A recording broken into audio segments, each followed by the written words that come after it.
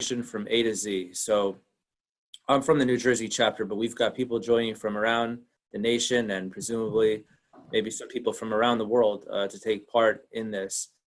And as the world slowly starts to reopen from COVID, we think you'll find this presentation still very timely because some people are still staying at home for various reasons. And the fact is that the remote world that we've entered is now something that may be here with us to stay, whether or not things reopen gradually. This is an important skill that people need to become familiar with. We were asked a lot of questions about this on the New Jersey chapter level. That's why Pat Westerkamp, an arbitrator from New Jersey, came up with the idea, talked to me about it. We engaged with National. National has been a great partner. We've had tremendous turnout and interest in this, so we thank all of you for being here. So, if you haven't read the schedule, we've tried to plot out the events of today in a logical way so that by the end of it, we hope that you'll be familiar with how to do a Zoom arbitration or a Zoom mediation in both, whether you're an advocate, whether you're a neutral, and you haven't dipped your toes in the waters, or maybe you have a little bit, there's something in here for you. You'll learn more if you know a little bit already. If you're not ready to do it yet, we hope by the end of it, you will be ready to at least get started and to learn more.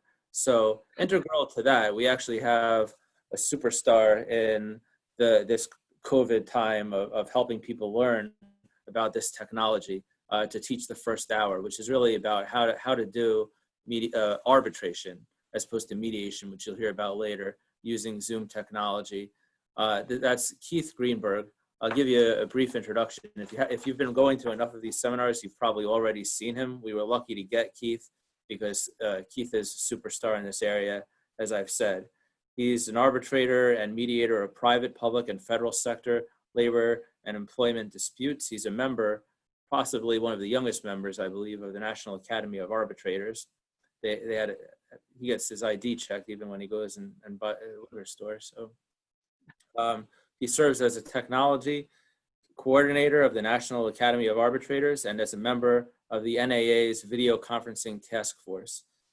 Among other affiliations, Keith is an officer of the Maryland LIRA chapter, so he's one of us.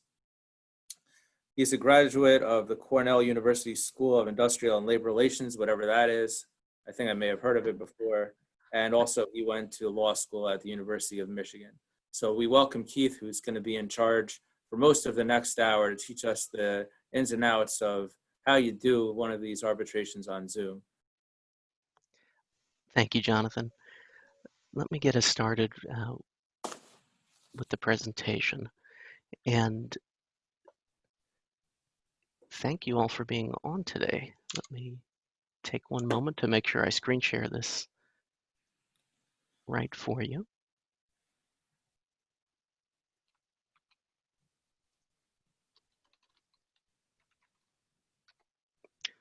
And so you should all be seeing the presentation, the PowerPoint there now. So let me start off with an acknowledgement. This presentation is based in part on an April 2nd, 2020 webinar jointly sponsored by the FMCS and the National Academy of Arbitrators on video conferencing for arbitrators. And today we're going to focus on a broader approach, one that's more applicable to parties, to advocates, and to arbitrators together. How do we make this all work? And the first question you're going to start off with is this particular case right for video conferencing? And what's going to affect the comfort level of the parties, the advocates, and the arbitrator with a video hearing? One issue that comes up a fair amount is one of how do you address credibility disputes? And there's a balance there.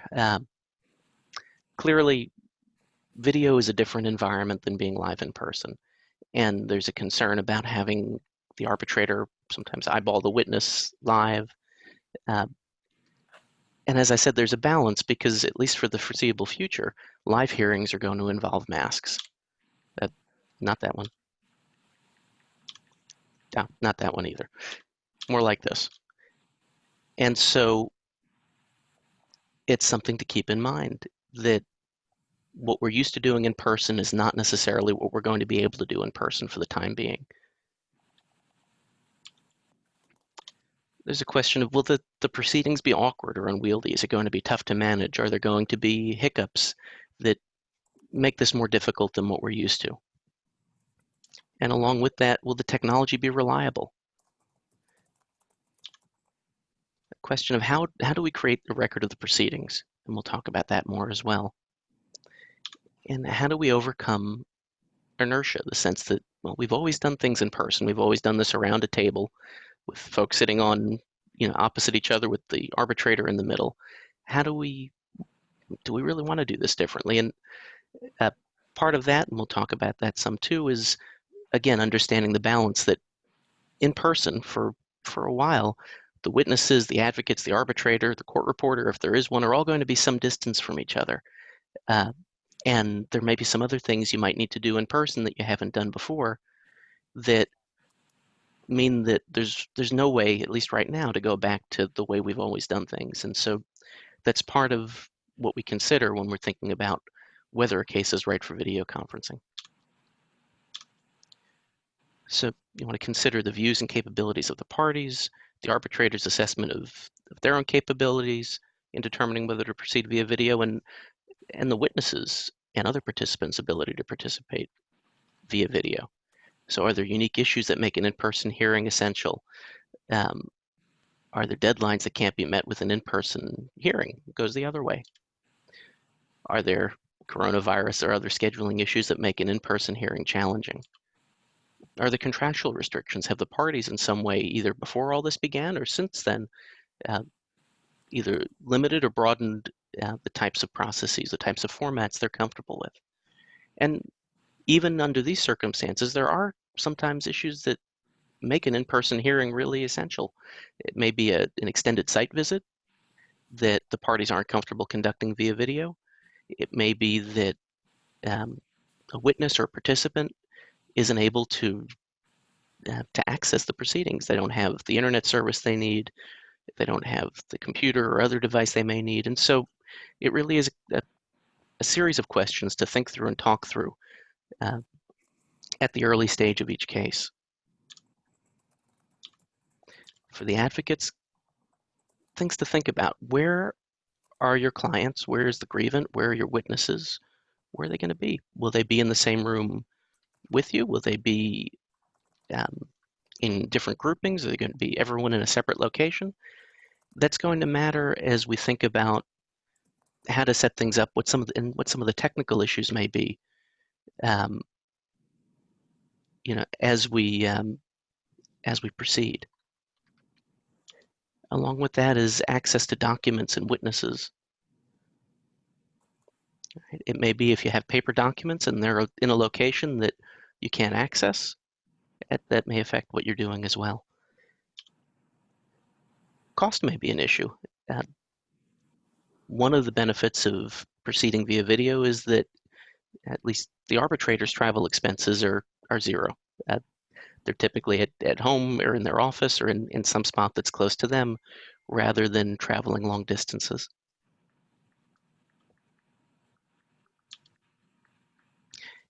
And think about back pay exposure in a removal or a discharge or a termination case. Also consider, as an advocate, your familiarity with and your relationship with opposing counsel, the opposing advocate. A good relationship, a mutually respectful relationship, goes a long way toward making this work. Let me pause for a brief moment. I've been asked just to make sure that everyone who wants CLE credit has changed their name to make sure I guess it's accurately reflected in the participant list. So I'll give you an impromptu lesson there. If you could open up the participant menu that you should have in your control tab, and it may have moved because we're screen sharing, but I'll give you a moment to find that. If your name in there is something other than sort of your proper first and last name, or however you like to go by, however the relevant CLE authority in your jurisdiction is going to look for you, you can go ahead, hover your mouse over your name, find the More button. It's a blue button with a down-facing arrow or caret. Go ahead and press that and find the Rename menu option. If you type that, you can go ahead and adjust how your name is displayed in the participant menu here, and my understanding is that that may matter for CLE credits. So please forgive the detour there, but I did want to make sure that you all got that announcement. So turning back to the question at hand, the decision about whether to use video conferencing for a hearing, it's a compromise that may not be right for every case or every set of parties, and it's, again, a case-by-case determination. There are some ethical issues that go into this. We'll save that for the end of the day, but I wanted to let you know those are there and that we haven't forgotten about them. Before we proceed, I want to make sure you all have in mind there's an overarching theme of keep it simple that should underlie how you hear this presentation. That's going to mean different things to different people, different comfort levels. And so, especially as you start out, take some time and think about how you can keep things simpler where you can, especially if it's the first time that you or someone else in the hearing, whether that's the arbitrator, another advocate, witnesses, other participants, the grievant, are learning their way around these systems. Again, to the extent you can, keep it simple. So let's talk about equipment for a moment.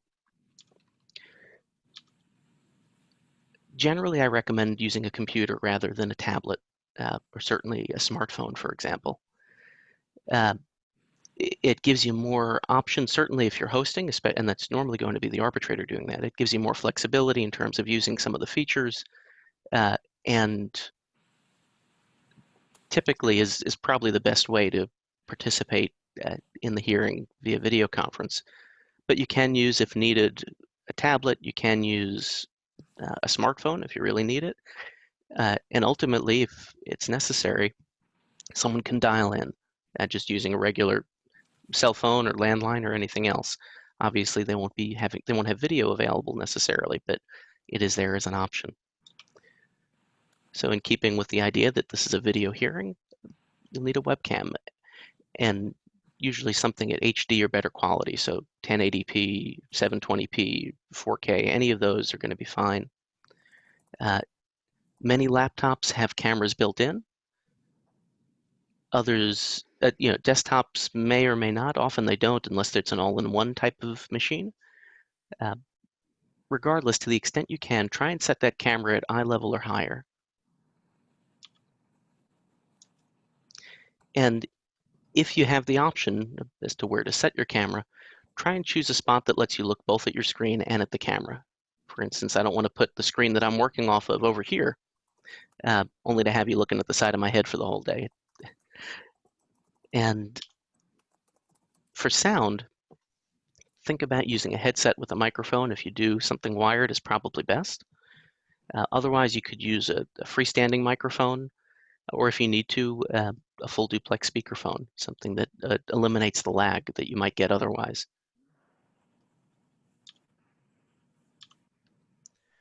So some other notes. Generally, you're going to be able to find a decent webcam and headset for less than $200. You can certainly spend more.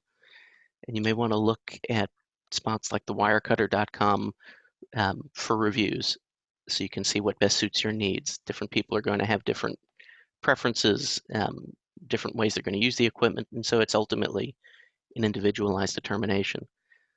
To follow up, the reason I emphasize the headset, though, is because when you're using, when you have sound coming out of your computer speakers, for example, there's the potential to get reverb or echo.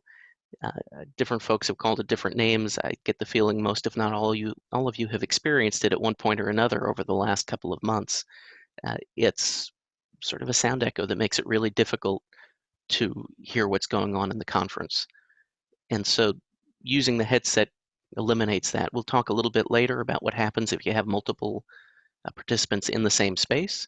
That can create other issues along the same lines. And don't forget to have a reliable internet connection. All of this is for naught if your sound and video can't get out and the sound and video of others can't come in.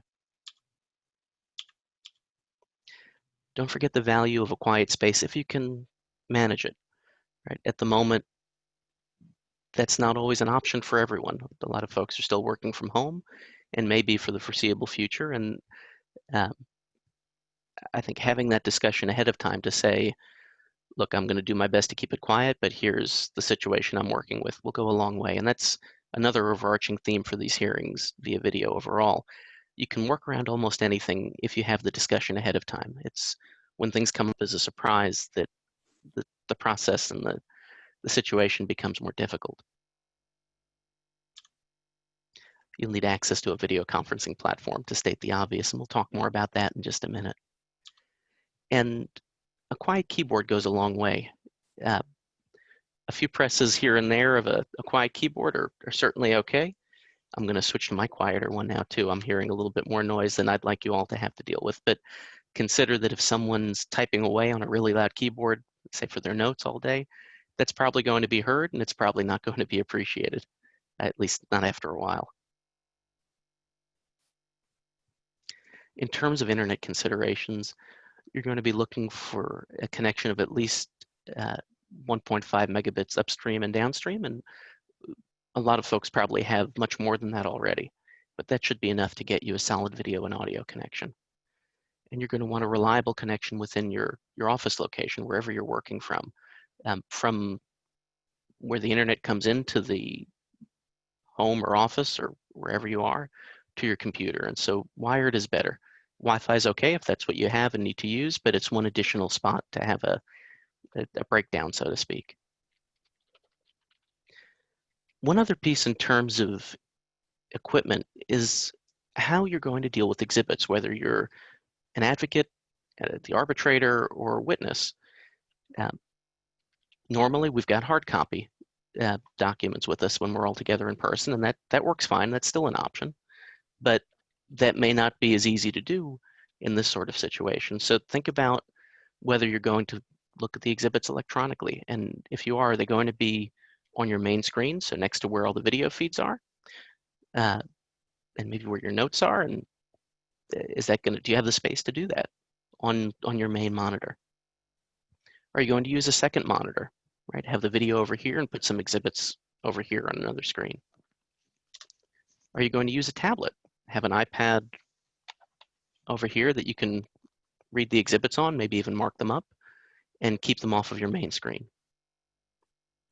Or is hard copy workable? Are you going to be able to, will the parties have time to print out the exhibits if they have printers available to them, put them in the mail, get them to each other and to the arbitrator and to witnesses, et cetera, in time for the scheduled hearing? And if so, that may work just as well. But it's something you want to think about ahead of time as you're considering equipment. And we'll come back to that in the context of some of the pre-hearing discussions in a little bit.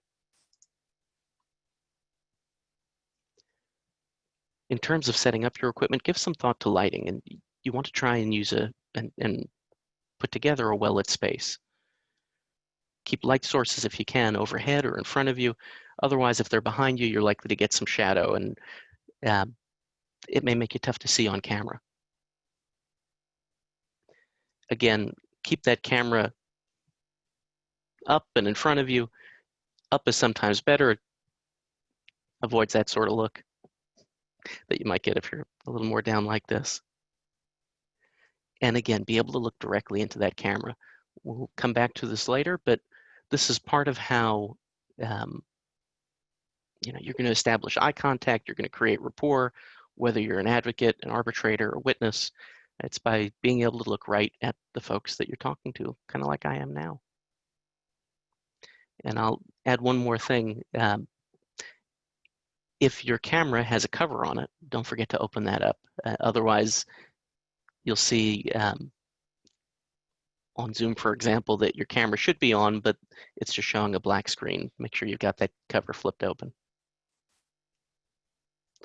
So in terms of choosing a platform, there are lots of different platforms or services or providers. I'm going to use those terms interchangeably with similar features. So you've got WebEx or GoToMeeting, Skype for Business, Microsoft Teams, and Zoom. I happen to like Zoom. I've used some of these others. They certainly work well enough. And as I said, if you have the discussion ahead of time among the parties, with the arbitrator, with other participants if you need it, to talk about how you're going to handle different components of the hearing. You can frankly make a hearing work on any one of these platforms. You just need to think about the workarounds you may need or how you're going to do that so that you're all on the same page. I'll note some, for example, have breakout room or caucus room capabilities, some don't.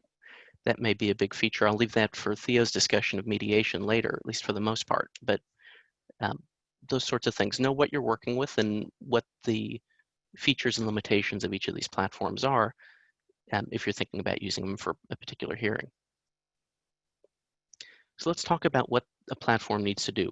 It needs to provide reliable audio and video connections. Can everyone see each other and hear each other? At least well enough. It won't be perfect. That's another reality of this. But can they provide control over who's in the hearing room? And can they give, it should be the arbitrator, the ability to manage the hearing? Is there a way for the arbitrator and the advocates to have sidebars? Either through the platform or working around it if you have to. Along the same lines, will the parties be able to caucus? Right?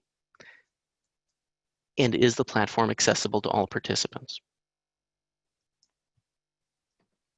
So you may run into a situation where the parties want or need or insist on using a particular system or service provider.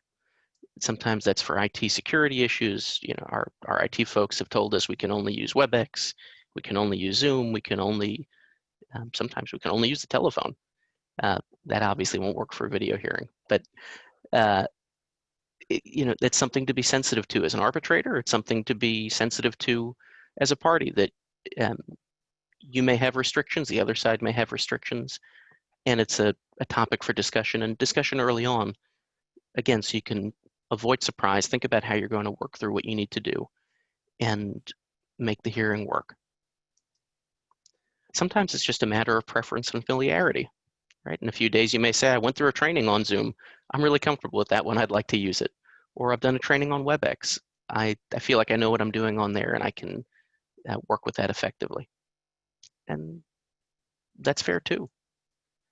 Sometimes it's because there's dedicated IT support available, that one of the parties has access to tech support who can help work through this if there are any issues.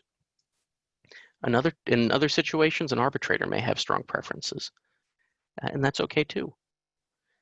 So have this discussion early on. If you've discussed whether a case should go forward via video, you've decided it has, and you're trying to figure out what to use, talk this through and make sure that everyone's on the same page. I'll note that for a lot of these platforms, even if a participant can't download the software, you can still participate via a web browser. So for example, if someone takes a position that they can't download the Zoom app, you can join via browser and access the platform in the same way without downloading anything. So if it's a matter of you know, the software not being permissible rather than the platform not being permissible, there's sometimes a way around that.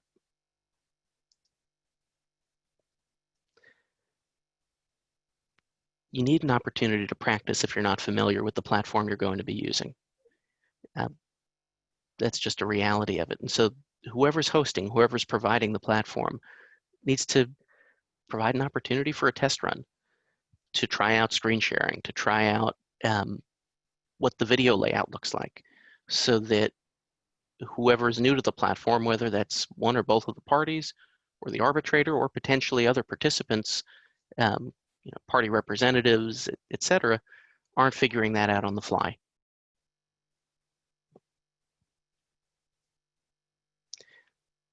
Also, everyone wants to make sure that their system works. Can my Mac run the software? Can my 10-year-old laptop make this work without stuttering? If I have to use my smartphone, am I able to install that? Have I had a chance to do that and get everything set up so that on the day of the hearing, folks aren't struggling with these issues, or we can at least minimize the extent to which they are.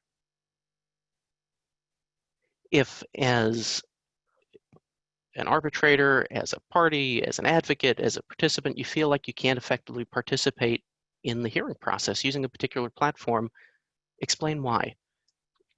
Come back to those questions, those considerations that we've talked about, and explain that way that I'm concerned my audio and video isn't working well. I'm not sure how we're going to caucus. Um, I'm worried about security. How do we keep people out of the hearing who shouldn't be there? How do we manage who's going to be in the room, and tee that up for discussion? I think it's always better in these situations to have that addressed ahead of time rather than having it come up for the first time on the hearing day, when it's going to extend the day and make for more complications than you might have to have otherwise. So let's talk for a moment about the framework of what these video conferencing platforms look like and how that relates to the hearing process that we all know really well.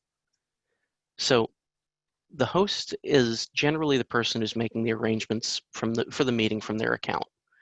The host can change, and we'll talk about that in a moment.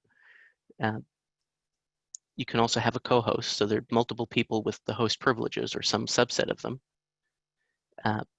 For example, with everyone's agreement, you could have a tech-savvy assistant operating under the direction of the arbitrator, either someone that the arbitrator is comfortable working with or someone that a court reporting service may provide.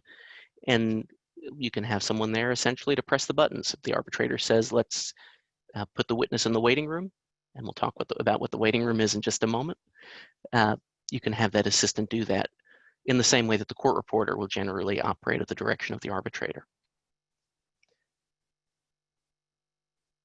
So again, if someone else is setting up the platform, setting up the meeting, they're probably going to start as the host, but those privileges can be shared, they can be transferred. So if, for example, one of the parties, one of the advocates is taking the lead on arranging the meeting, once the meeting starts, once the hearing starts, they can go ahead and make the arbitrator the host. So something else to talk about ahead of time, how, if at all, that's going to be handled. So another part of the framework is rooms. And there are three essential types that we're going to focus on. First is the waiting room, as it's called in Zoom, the lobby, as it's called in WebEx. We'll come back to that in a moment. Then there's the meeting room, and for us, that's the hearing room. That's where we have our hearings for the most part. And then there are breakout rooms. These are like empty caucus rooms, and I'll note that some parties and arbitrators have chosen to use them as hearing rooms. That's okay too. But in general, they're more like having a suite of small conference rooms available to you. Let me give you a word of caution though before we go any further. There are lots of kind of neat features. They're fun or sometimes just silly that you can use on these platforms. And they're great for meetings. Sometimes they're great for webinars. Sometimes they are rarely right for a hearing. So keep that in mind. I think there's less of a novelty now than there was a month or 2 months ago in terms of using some of those, but just keep that in mind. Just because you can doesn't mean that you should. So we'll go through some key features and try and focus in on how you use these in the context of a hearing. So I'll take you through these one by one. So we'll start with the lobby or the waiting room. And many of you probably spent some time in the waiting room to start the day. You saw a message along the lines of what you see on the screen now, letting you know that the host will let you in soon.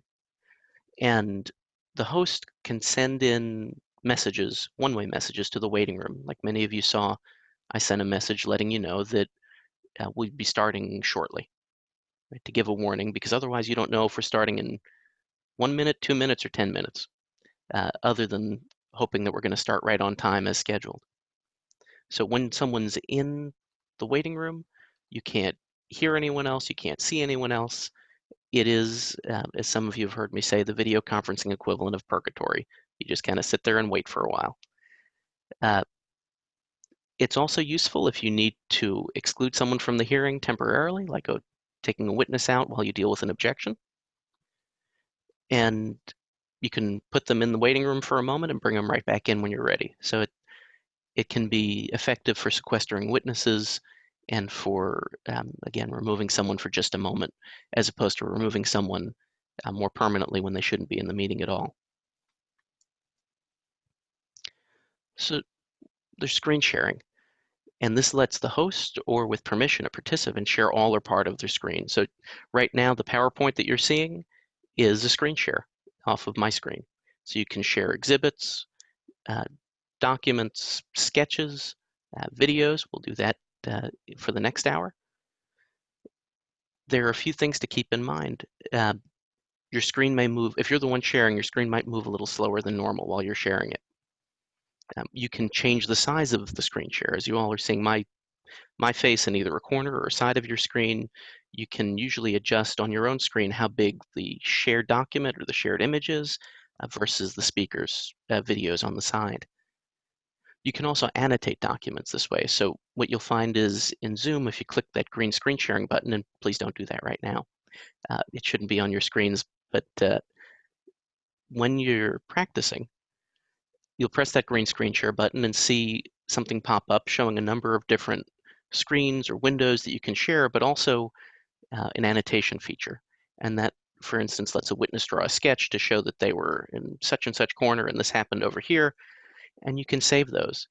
Similarly, if you share a document, you can allow annotations to circle or highlight part of the document, or even potentially to get signatures, at least good enough signatures on a ground rules agreement or a settlement agreement or something else.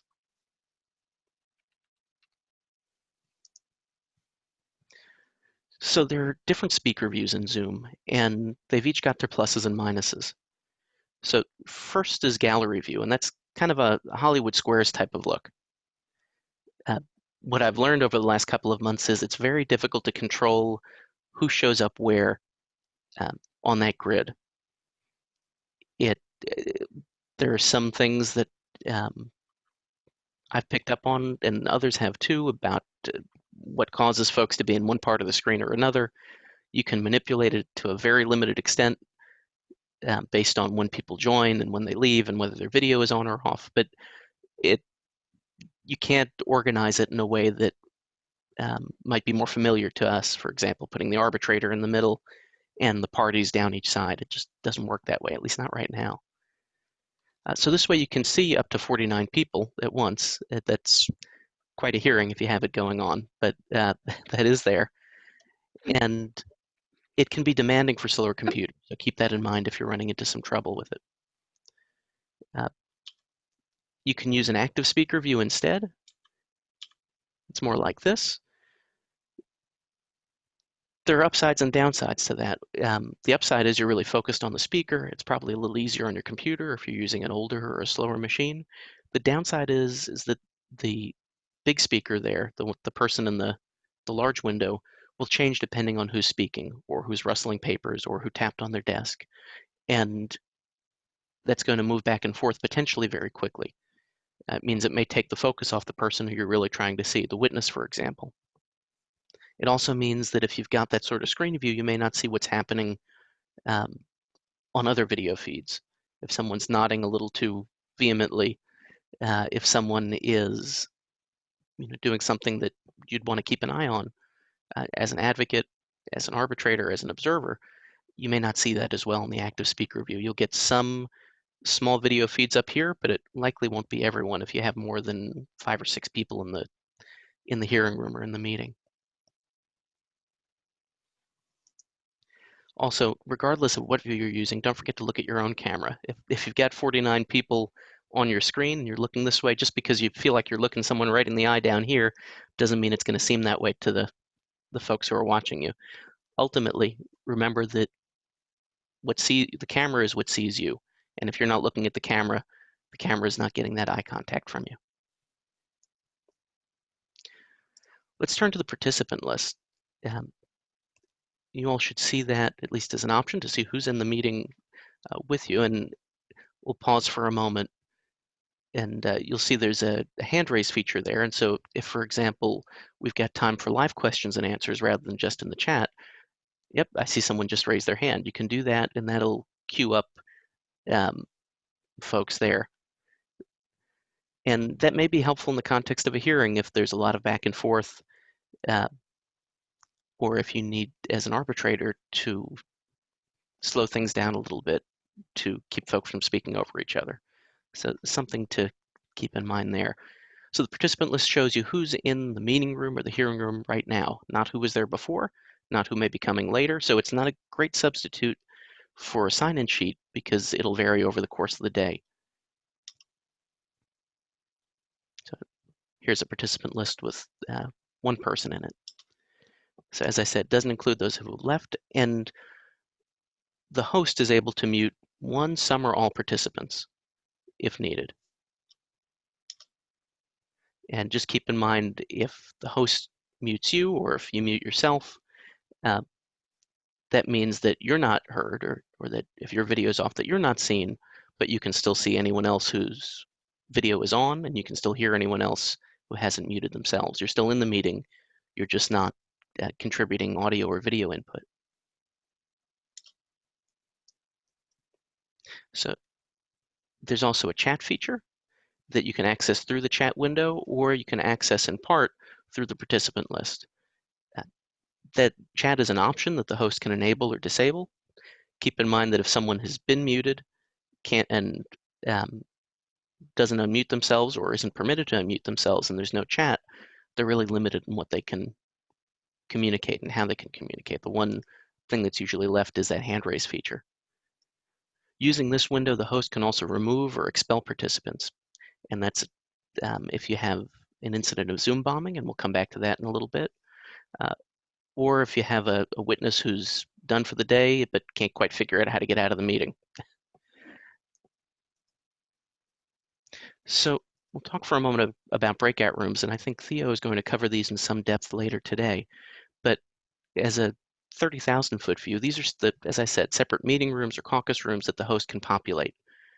The host can set some of these up ahead of time. For instance, the night before, the host can create a union caucus room, an employer caucus room, hallway or sidebar room, and maybe some extras just in case you need them. There's a limit. While it looks like you may be able to pre-populate the individual participants who go into those rooms, the feature ends up a little bit buggy. I wouldn't advise doing that, at least not yet. As the host, keep your own sign-in sheet and think about who's supposed to be grouped together and not. It's a little bit more of an administrative task, but you want to make sure you're not putting the wrong folks together in a particular room. So you can use these rooms for sidebars and hallway chats between the advocates and the arbitrator, to facilitate caucusing among the parties, to mediate if that's appropriate. You can think about using it for sequestering witnesses or for separating participants during breaks. The waiting room may be a better option unless you intentionally want to permit folks to talk to each other during breaks, for example. The host should communicate to the participants how they're going to use the breakout rooms. And the participants shouldn't be afraid to ask, hey, what are we doing now? Because it's very easy for a host to move people, to shift them around, to do things that aren't obvious in the same way that they'd be in person. For instance, before entering a caucus room, usually the arbitrator is going to knock on the door. That's a little more challenging. You can use a broadcast feature, which is essentially a one-way chat message into all of the breakout rooms at once. Keep in mind those messages show up in small print and they fade away really quickly. So there's limited utility to those. You may want to think about emailing when you're checking in on parties who are wrapping up or in the middle of a caucus to see if they're done. Broadcast feature, by the way, is different from chat, and it's found in the breakout rooms window that pops up once the breakout rooms have been opened. So again, don't whisk participants away. Don't have them go right from a caucus room back into the meeting room without saying, hey, I'm going to bring you back now. Or are you ready to be brought back? There's also an ask for help feature in Zoom's breakout rooms where folks in a breakout room can press that and send the host a message saying, essentially, could you come in?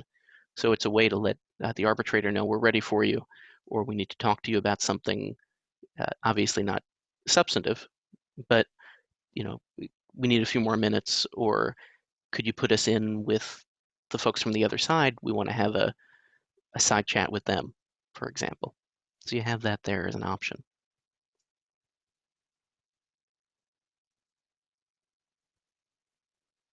So we'll talk for a moment about virtual background. It's, as many of you have seen, a way to mask your actual background, or sometimes masking the mess in back of you. You can use a green screen to improve the effect, and that's actually what I'm doing here, but I don't actually have a pile of gray shingles behind me. If you don't have a green screen, the effect can work well, but sometimes it's choppy and distracting, and it can strain a slower computer. So think about that as you're figuring out whether it's what you need. Regardless of whether you're using a virtual background or not, you want to know who or what's behind you. I think many of you have seen this example of a BBC segment with an unexpected visitor. So always know who's behind you. Keep in mind that it's important to keep things that you don't want on camera out of view.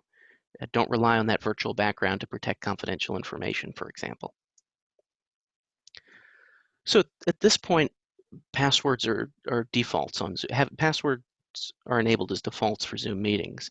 And it's to avoid this phenomenon called Zoom bombing, where folks would put in numbers at random for meeting access codes and show up and share or say or do things that you'd rather not have them do during your meeting or hearing or anything else. So there's also an option to lock the meeting. That's fine if everybody is in and you're not expecting anyone else, but as many of you have seen, it's not unusual for someone to drop out of a meeting, and unless the meeting is unlocked, that person who's dropped out won't be able to get back in. So it's a useful tool, but it's got some downsides that you need to know about. And I'll leave the open or public meeting issues alone, at least for now. We can always come back to that later. So before the big day, before the hearing day, you want to establish some ground rules. So talk about whether any facts will be stipulated to before the hearing, and if so, when the stipulations are going to be submitted. Discuss what video conferencing platform you're going to use and who's going to be the host.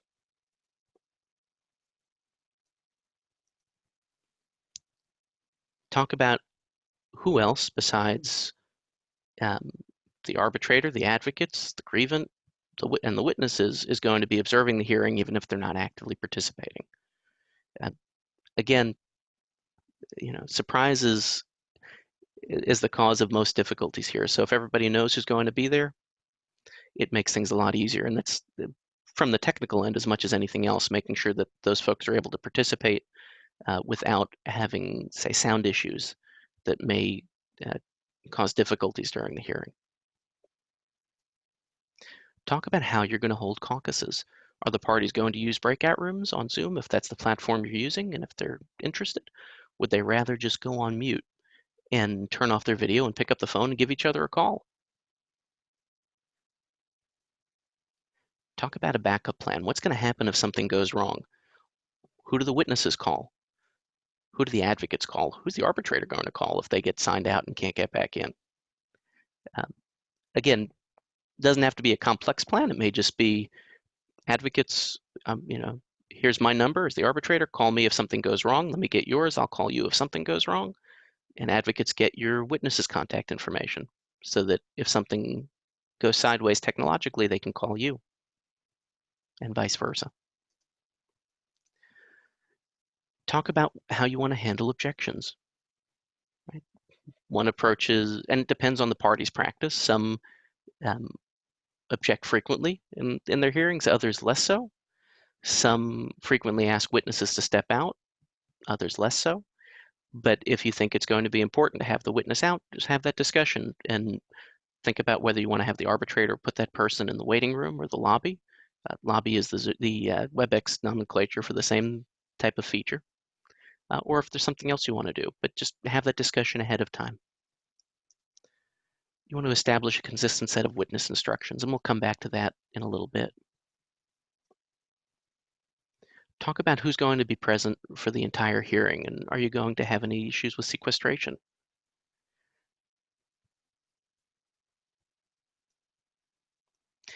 If there's going to be a recording, and we'll turn to that in just a moment, you should reach an understanding about that, whether the video conference is going to be recorded at all, And if so, by whom? And for what purposes? Who's going to have access to that?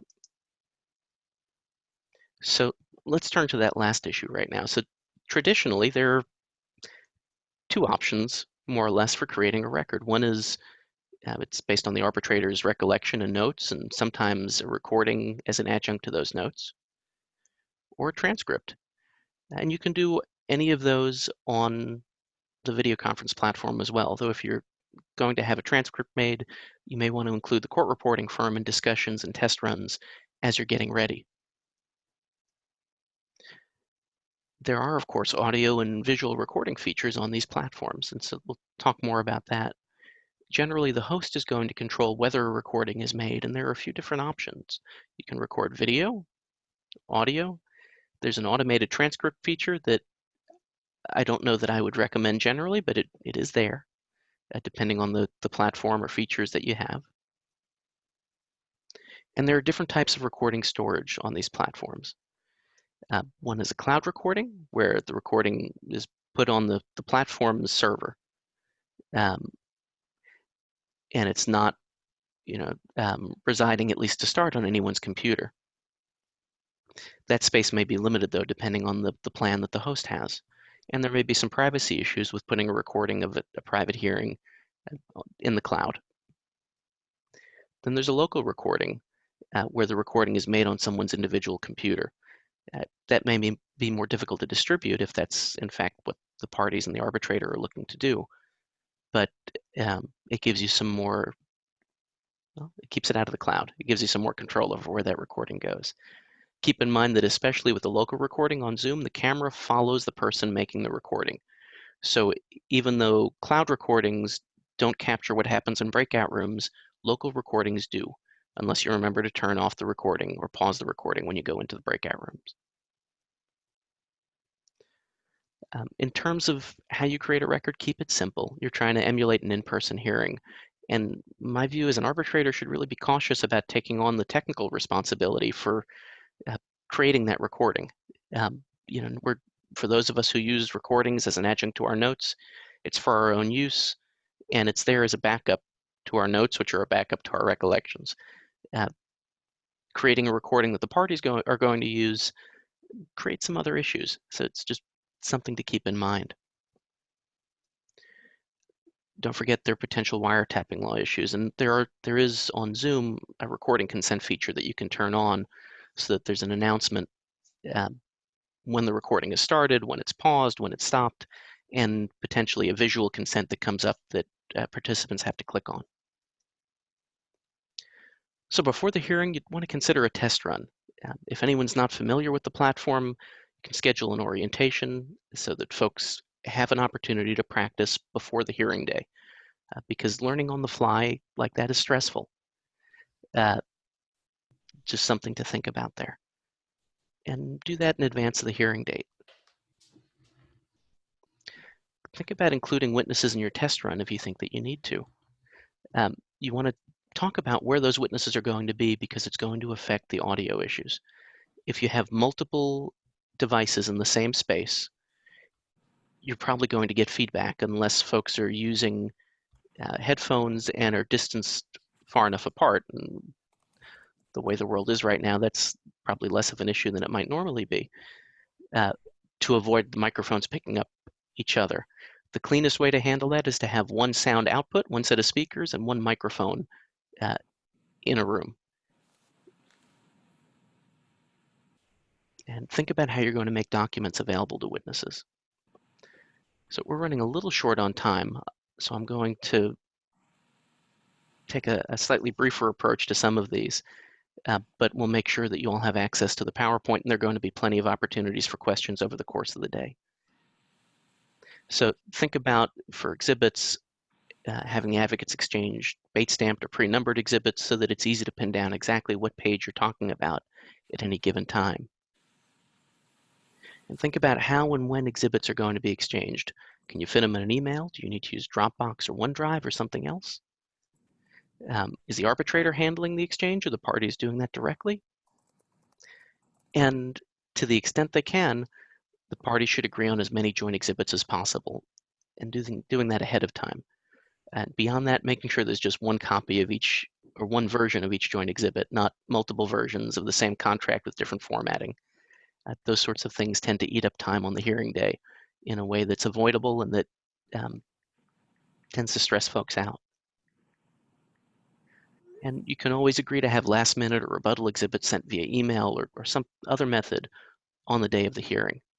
And screen sharing often works really well to show exhibits to witnesses if they've got the technology to do that, if they have a screen that's big enough to do that. A witness participating on a smartphone probably can't do much with a screen shared document. A witness who's using a tablet or a laptop or a desktop should probably be okay. So a few practice points. Again, make sure you know what's being seen when that camera goes on. Make sure you have some quiet and privacy and dress like you're at an in-person hearing. Not like that. Not like that either. And think about having folks sign on early. There's often something that comes up last minute. It's helpful to have that time to get things sorted out. Don't forget to make time for breaks. And talk about where the participants are going to go during those breaks, right? Back into the waiting room or into separate breakout rooms.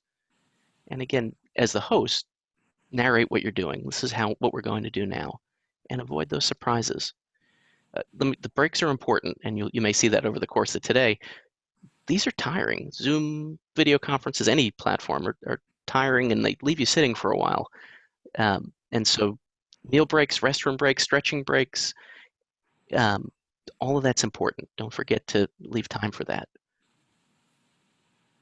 And be kind to each other.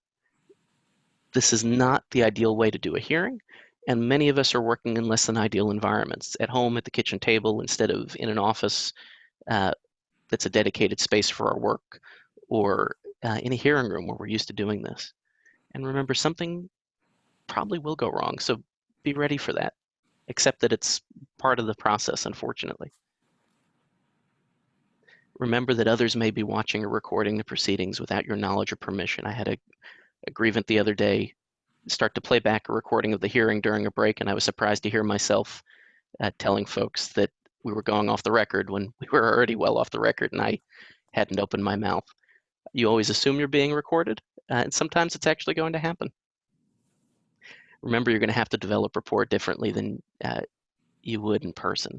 So keep that eye contact, and you'll have some body language, but not as much as you're used to. So be ready to adjust to that.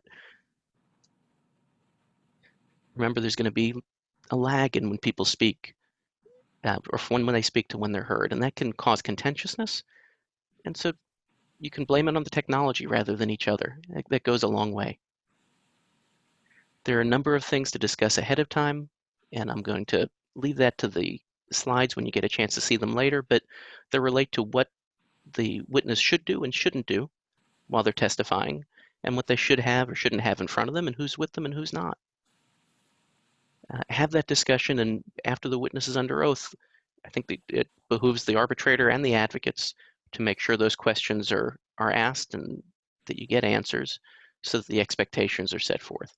And don't forget, for the witness, this is what they're going to see on their screen. Maybe not quite that, but it's a lot of faces at once, a lot of questions that are being asked, and they're often inviting you into their home.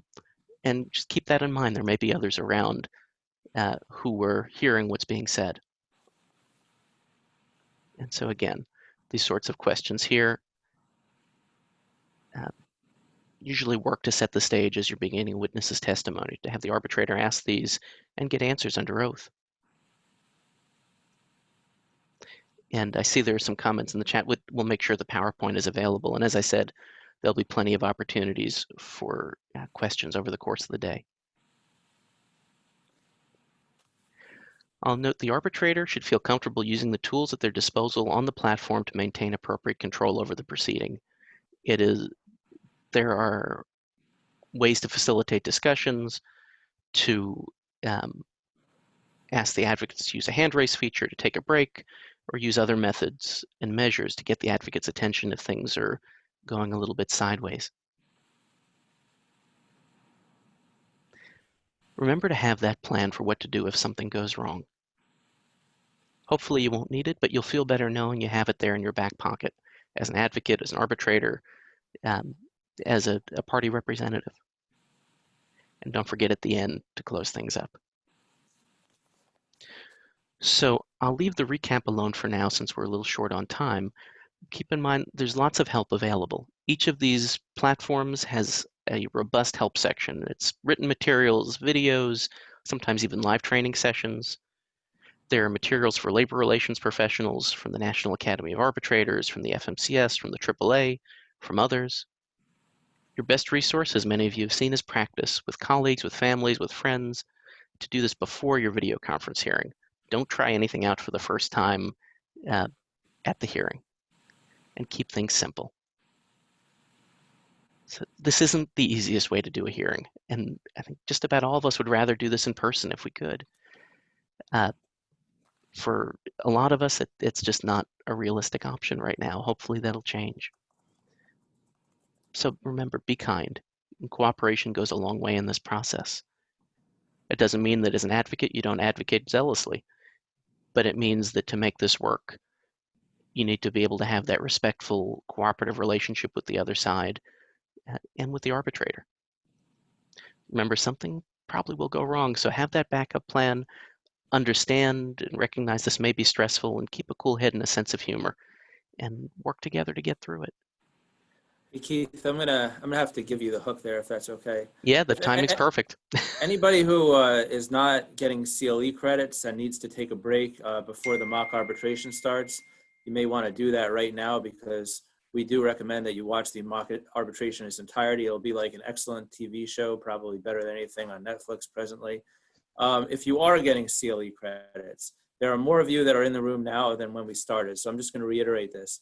I know Emily has been trying to contact some of you. When you see your picture or whatever you're seeing, it should have your full name, okay?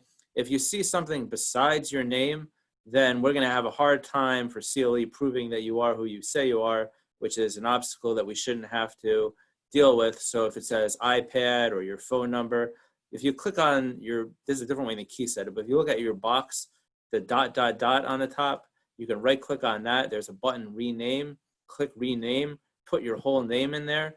You know, we don't want to have to chase you down after the fact to prove that you got your CLE credits. Another way that we have to monitor that you folks are actually watching this, which, like I said, is more interesting than Netflix, so I have no idea why you wouldn't be watching us and just leaving this on. I'm going to ask you certain things throughout the course of the day. The first thing is to type in find a remedy, okay? So anybody who's on here, especially if you want to get CLE credits, let's just type in the chat to everyone, find a remedy. That way we can determine and tell the CLE people in whatever state that you were in fact paying attention. New Jersey CLE still pending. You know, there obviously we've never been denied CLE credits. I'm the president of the New Jersey chapter. If you guys don't know, Lucille Alfano assists me with this. She's outstanding. We've never been denied, but we've never asked on such short notice before. So we'll keep you up to date. I assume we will get the CLE credits approved, and we'll send you everything you need for that. So without further ado, we're going to kick it to the mock arbitration. There will be an opportunity. There are a lot of good questions and comments came in. Unfortunately, we can't handle them right now because we're going to go to the mock arbitration. But there's going to be an hour at the end with a whole panel. There's also going to be an hour with the attorneys, an hour with Theo, who's our moderator. So there will be plenty of opportunity to get your questions and comments heard, although that opportunity is not right now, unfortunately. So Keith did a great job editing this. Hat goes off to him. You'll see all the stars of today's show: Brady, James, Lucille, who couldn't be with us, Jim, who is here with us. So let's go to that. Okay. And then it's lunchtime. So.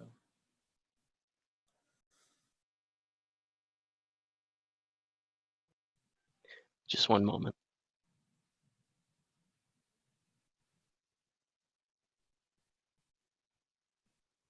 I'll keep on talking then, if you guys don't mind. No, it'll take about 10 seconds. I wanted to make sure okay. everyone had the sound set up. So you keep on asking your questions in chat. You could raise your hand during presentations as they go on once you figure out how to do that, and we'll make sure that we get to questions when the appropriate time comes. Okay, you should be all set now.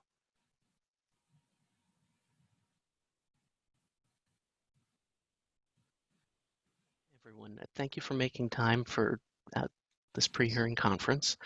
I know it's a little